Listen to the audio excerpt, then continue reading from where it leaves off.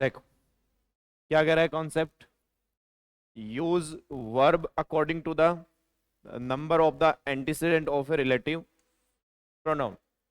आप सबको ये बात मालूम है कि रिलेटिव प्रोनाउन क्या होता है, मालूम है ना। प्रोनाउन तो यहाँ बैठे हुए हर सभी का पढ़ा हुआ है, आप लोगों का भी पढ़ा हुआ है प्रोनाउन। तो प्रोनाउन में हमने एक बातचीत पढ़ी थी, रिलेटिव प्रोनाउन, है ना। रिलेटिव प्रोनाउन क्या था, एक तो हु अपन ने पढ़ा था, एक विच अपन ने पढ़ा था, एक हु पढ़ा था, एक विच पढ़ा था, है ना। और उसके बाद में एक दैट भी पढ़ा था, एक हुम भी पढ़ा था। ये सब चीजें अपन ने पढ़ी थी। अब अगर ये रिलेटिव प्रोनाउन आता है ना, तो इसका नाम ही रिलेटिव प्रोनाउन है। इसका मतलब ये किसी ना किसी चीज को रिलेट करने के लिए आएगा। तो ये कभी भी अकेला नहीं आ सकता, इसका कोई इंडेफिनेट फॉर्मेशन पॉसिबल नहीं है। यानी अकेले का कोई मतलब नहीं है, इसका अकेले का मतलब कंजक्शन होता है। रिलेटिव प्रोनाउन रिलेट करने के लिए आएगा, यानी ये किसी ना किसी को रिप्रेजेंट करता हुआ तुम्हें दिखाई देगा, अकेला नहीं दिखाई देगा। समझ गए मेरी बात। और जिसको ये रिप्रेजेंट करता है उसका नाम एंटीसीडेंट होता है। क्या नाम होता है, यानी जिसके लिए ये यूज किया जाता है वो क्या होता है, एंटीसीडेंट होता है। समझ गए ना मेरी बात को। अब एंटीसीडेंट का क्या काम होता है, अपने रिलेटिव प्रोनाउन के बारे में बताना, और रिलेटिव प्रोनाउन का काम एंटीसीडेंट के बारे में बताना। आपस में एक दूसरे से म्यूचुअल ये चलते हैं। तो यहाँ अपना जो कॉन्सेप्ट है वो यही है कि use verbs according to the number of the antecedent. यानी जो एंटीसीडेंट का जो नंबर होगा ना, अगर वो सिंगुलर होगा तो वर्ब सिंगुलर आएगी, और अगर वो प्लूरल होगा तो प्लूरल आएगी। रिलेटिव प्रोनाउन की वजह से वर्ब नहीं आती है। जैसे पहला सवाल है, दे सब्जेक्ट हो गया, विल डिस्क्वालीफाई वर्ब होगी, द एंट्रीज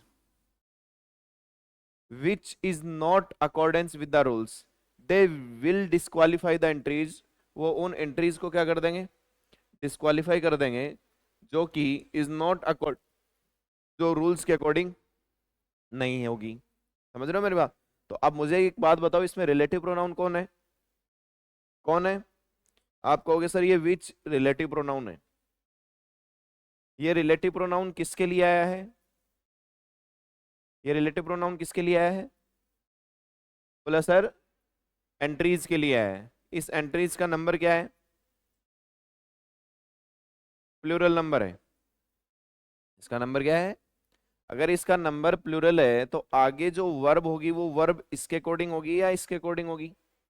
तो यहाँ इज आएगा या आर आएगा, तो यहाँ कौन आ जाएगा, are not accordance with the rules. समझ गए मेरी बात को। चलो, ऐसे ही दूसरा, द डांसर्स क्या हो गया, सब्जेक्ट हो गया। ये गेव क्या होगी, वर्ब होगी। Dancers gave a memorable performance, ये मेमोरेबल परफॉर्मेंस क्या हो गया, इसका ऑब्जेक्ट हो गया। ये दैट क्या है, रिलेटिव प्रोनाउन। ठीक है। चलो, ये किसको रिप्रेजेंट कर रहा है, किसको, गिव है मेमोरेबल, तो ये सिंगुलर है ना। मेमोरेबल परफॉर्मेंस सिंगुलर ही तो हुई। अगर ये सिंगुलर है तो यहाँ वर नहीं ही कौन आ जाएगा, वॉज आ जाएगा। चलिए, my friend is an academic who believe in winning through arguments. बताओ, माई फ्रेंड एन academic, तो ये सिंगुलर हो गया academic। ठीक है। ये हु इसको रिप्रेजेंट कर रहा है, इसकी वजह से इसका नंबर अगर सिंगुलर है तो कौन आएगा, believes in winning through arguments. कर पाओगे, लिख लीजिए।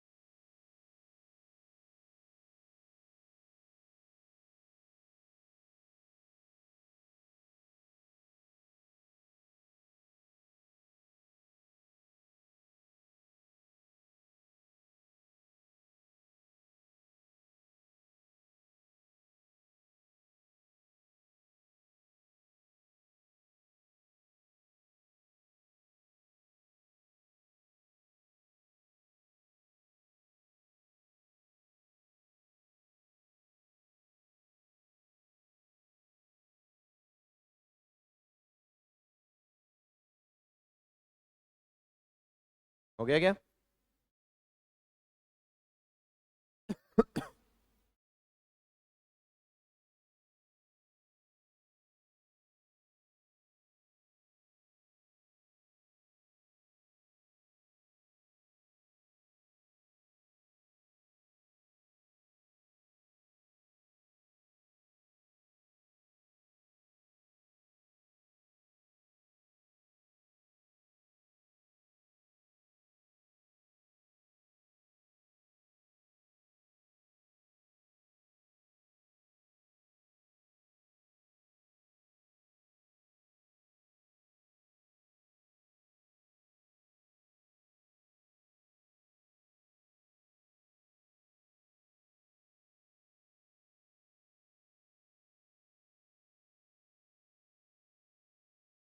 हो गया क्या?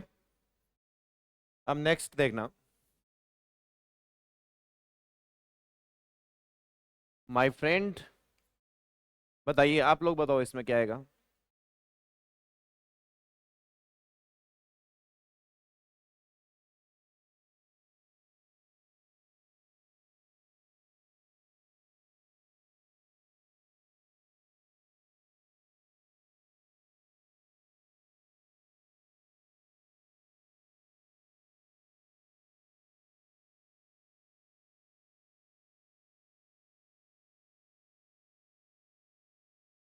बताओ।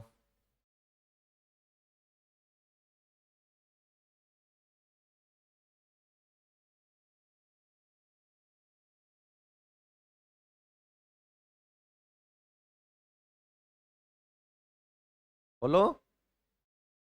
अरे भाई साहब, my friend is one of the academics, वो उन एकेडमिक्स में से एक है, शिक्षाविद। एक होता है शिक्षाविद, होता है ना शिक्षाविद, ज्यादा भी तो हो सकते हैं, ज्यादा होगा तो ऐस हो गया। उन शिक्षाविद में से एक है ना, समझ गए मेरी बात? Only, sorry, is one of the academician, उन अकेडमिक में से एक है जो क्या करते हैं। तो अब वन की वजह से क्या हो जाएगा? बिलीव्स। समझ गए मेरी बात को? चलो। A bat is only both wings and a, sorry, one year. A bat is only both wings, one of the creatures that has that has, क्या है, दो चीजें होनी चाहिए इसके पास। एक तो टीथ हो गए, क्या होता है बैट के पास? चोंच भी होती है ना, जिसके मतलब क्रिएचर्स हैं कि कईयों के चोंच नहीं होती, कईयों के दांत नहीं होते, लेकिन बैट एकमात्र ऐसा पक्षी है जिसके चोंच भी और जिसके आपका दांत भी है। चोंच को क्या बोलते हैं? क्या बोलते हैं? लिख लो, मैं सर्च करके बताता हूँ, मैं भी भूल गया, पता तो था।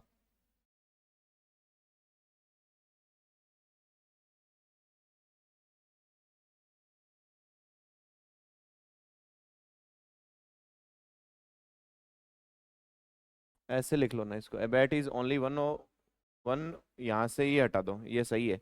ए बैट इज ओनली, ये भी हटाओ। A bat is only one of the creatures that has both wings and teeth, जिसके पंख भी हैं और दांत भी।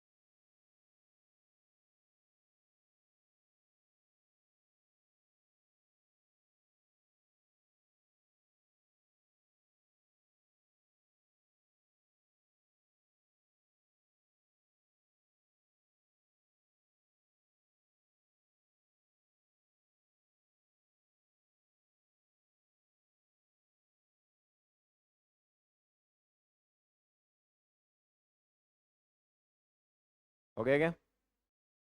चलिए आप देखो आगे वाला। Infinitives and gerunds take singular verbs. Infinitive और जो आपके जेरेंड होते हैं वो कैसे वर्ब लेते हैं? Singular verb. देखो पहले में, flying kites are not as easy as most children think it to be. यानी पतंग उड़ाना आसान नहीं है जितना बच्चे इसको समझते हैं। इसका मतलब क्या आसान नहीं है? पतंग उड़ाना ना, पतंग उड़ाना आसान नहीं है तो इजी रेंड है, तो यहाँ कौन आएगा? Is. Flying saucers is suppose to be alien carries. आप बताओ इज आएगा या आ आएगा? इजी आएगा। अरे प्यारे बच्चों, क्या कर दिया रे तुमने? अरे, अरे दिल तोड़ दिया रे तुमने सुबह सुबह। हैं? देखो यहाँ ये नाउन है जी, और ये इसका एडजेक्टिव है। ये कोई जिरंड फ्रेज नहीं है। क्या होता है sources? Is suppose to be alien carries, मतलब जो आकाश में इस तरीके की जो चीजें एरोप्लेन के अलावा कुछ उड़ती हैं तो हमें क्या लगता है? एलियन एलियन एलियन का कुछ है, लेकिन ऐसा होता नहीं है। तो उड़ता हुआ, तो ये एडजेक्टिव है इसका प्रेजेंट पार्टिसिपल, और ये क्या है? नाउन। ये नाउन का नंबर क्या है? प्लूरल है। अगर ये नाउन का नंबर प्लूरल तो यहाँ इज नहीं, कौन आएगा? यानी हमेशा वर्ब की फर्स्ट फॉर्म प्लस आईएनजी जो होगा ना, वो हमेशा जेरेंड नहीं होगा। ये वर्ब है, ये वर्ब का ऑब्जेक्ट है। ये वर्ब है, ये वर्ब का, लेकिन ये वर्ब नहीं है, ये प्रेजेंट पार्टिसिपल है। चलो नीचे वाला। Selling contrabands are an offence which may get you behind the bars. बताइए, लगाओ दिमाग।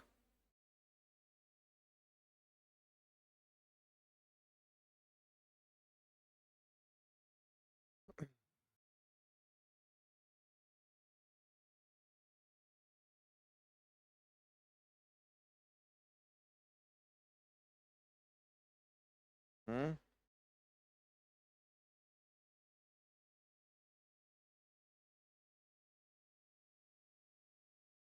बोलो। सेलिंग कॉन्ट्राबैंड्स का मतलब क्या है पहले तो ये बताओ? गैर कानूनी सामान। Selling contrabands are an offence, सजा है विच में gate you behind the bars, जो आपको सलाखों के पीछे लेके जा सकती है। तो यहाँ क्या है इफेक्ट? सेलिंग, बेचना ना। भाई अपन ने अफीम बना ली, कोई दिक्कत नहीं, पड़ी रहेगी, लेकिन अब गैर कानूनी क्या है? उसे बेचना। तो इसका मतलब ये वर्ब है, और ये वर्ब का ऑब्जेक्ट तो क्या बन गया ये? अब ये जीरेंड है तो यहाँ वर्ब कैसी आएगी? लिख लो। कल अपन पढ़ेंगे concept of dummy subject. Dummy subject का कॉन्सेप्ट पढ़ेंगे, 2 दिन चलेगा। फिर पोजिशंस ऑफ एडवर्ब, फिर a perfect use of article. यानी अपन सिंगल सिंगल क्वेश्चन लेंगे अब। और कंप्लीट जो क्लासरूम होता है वो डालना मैंने शुरू कर ही दिया है, शाम को 8 बजे, आप लोगों को मालूम है। डिटर्मिनर्स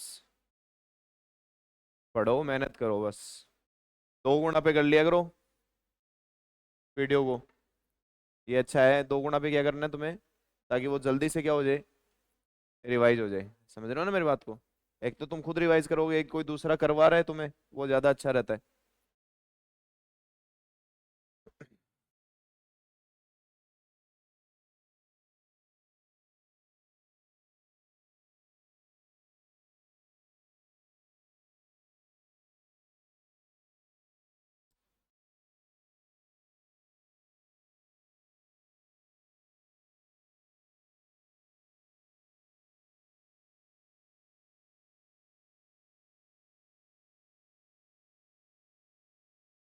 हमारी किताबें जो हैं वो हमें बहुत कुछ सिखाती हैं। सिखाती है ना? किताबों से सच्चा दोस्त और अच्छा दोस्त कोई नहीं है। किताबों को आप कहीं भी रिलेट कर सकते हो।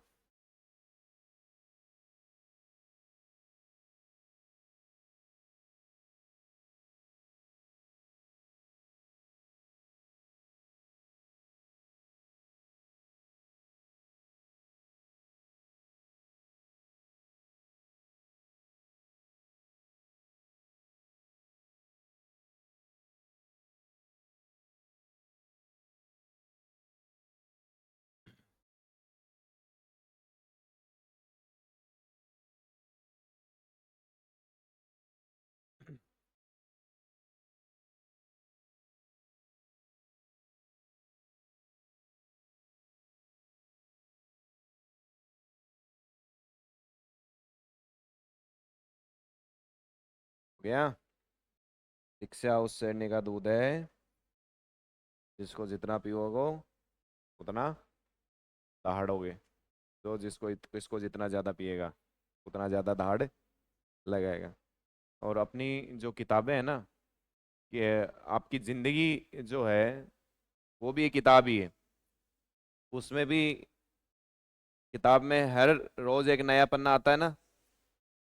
कोई पन्ना आपको हंसाता है, कोई पन्ना आपको रुलाता है। वैसे ज़िंदगी में हर दिन एक नया दिन आता है। कभी अच्छा होता है, कभी बुरा होता है ना। लेकिन हमें जो है वो अपनी मंजिल पे पहुंचना है, क्योंकि डर के आगे ही तो क्या है, जीत है ना। और डर से जो डर गया उसको डर तो डराता जाएगा। कहते हैं ना, fear is a beast that feeds on your attention. यानी जितना उसके ऊपर आप ध्यान दोगे वो उतना ही ज्यादा आपको डराता चला जाएगा। कोई मंजिल मुश्किल नहीं होती है अगर तुम में चलने की हिम्मत है। अगर तुम चल सकते हो, तुम दौड़ सकते हो, तो फिर तुम्हारे लिए कोई मंजिल ज्यादा दूर होती नहीं है। जितना तुम पढ़ते जाओगे कॉन्फिडेंस बूस्ट होता चला जाएगा। ठीक है। दो सवाल और इसके, उसके बाद में कल तुम्हारी अग्नि परीक्षा होगी। कल करूं या सैटरडे को या सोमवार को? कल कर लें क्या? कल टेस्ट ले लूं फिर 7 से 8 ही। हाँ। और क्या है अग्नि परीक्षा? बताओ। या तो सैटरडे को ले हैं, सैटरडे। तो फिर कल कर लेते हैं, कल फ्राइडे है ना। तो फिर मंडे को करें। चलो मंडे को फिक्स है, जितना पढ़ा दिया इसमें से टेस्ट आपका होगा। चलो आप देखो, टॉकिंग डॉल्स इज आएगा या आर आएगा? भाई आपको ये बात ध्यान में रखनी है कि जब ये प्रेजेंट पार्टिसिपल होगा ना, तब इसका डूअर ये होगा आगे वाला। जब ये प्रेजेंट पार्टिसिपल होगा ना तो डूअर कौन होगा? आगे वाला। इसका डूअर काइट हो सकता है क्या? पतंग उड़ सकते हैं क्या अपने आप? सॉसर्स, ये इसका डूअर हो सकता है, ये उड़ते ही हैं। कॉन्ट्राबैंड, आपने इज लगाया है तो इसका मतलब क्या है? ये भी नहीं हो सकता, इसका पार्टिसिपल नहीं हो सकता। पार्टिसिपल में पक्का क्या मिलेगा तुम्हें? डूअर मिलेगा। अब डॉल्स, टॉकिंग डॉल्स, ये इसी का डूअर होती है ना। आजकल मार्केट में ये गुड़िया आती है, बोलने वाली गुड़िया। समझ गए ना मेरे बात? तो ये यहाँ कौन है? इसका पार्टिसिपल है। और ये इसका नाउन। तो यहाँ कौन आएगा? इज आएगा या आर? आर आएगा।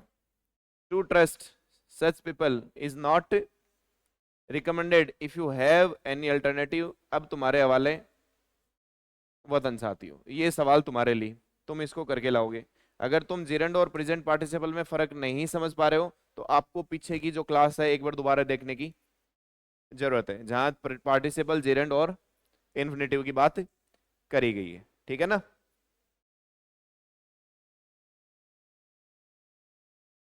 चलिए इस मंडे को टेस्ट